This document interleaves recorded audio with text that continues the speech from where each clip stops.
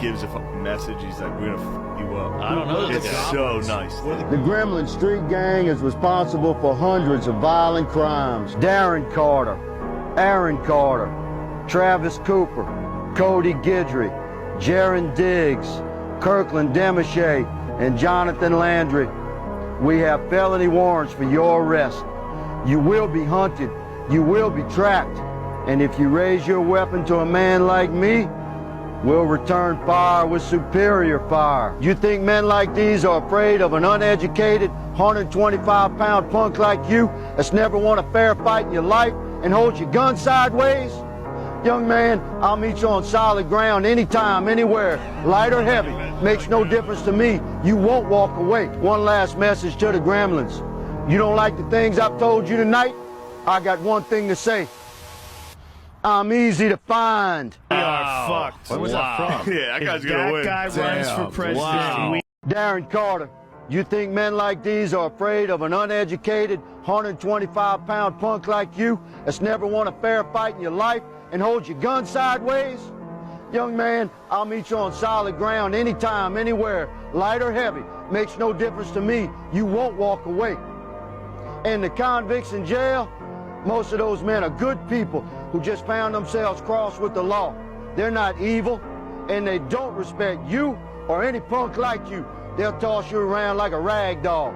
And for those who would use this message as a way to create false racial division in our country, take a close look behind me. Standing next to every cop is a leader of our black community. This is not about race. It's about right versus wrong. One last message to the Gremlins. You don't like the things I've told you tonight? I got one thing to say. I'm easy to find. Sounds like that sheriff is not playing around.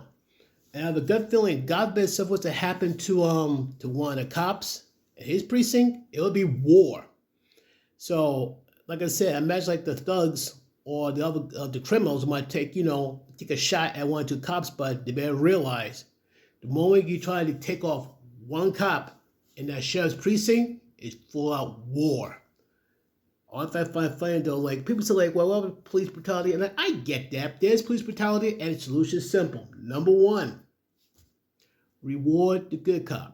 If the community recognizes that, especially if the community say, oh, this cop is a good guy, he helps people, recognize, reward him, let him know that his efforts are appreciated as well as his sacrifice. That's one.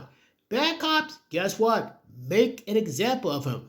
Get the internal affairs and all that. He's doing something dirty, doing something illegal, especially he's a dangerous racist and all that, or very had no problem being brutally violent to another human being and all that. That's where the police brutality charge comes in. But bottom line, if you demonize all the police, who's going to protect you if they don't show up? Who's going to protect you if they show up late? It's kind of funny you say you don't need the cops until you need the cops. Hey, I'm just saying, and I said what I said. Peace.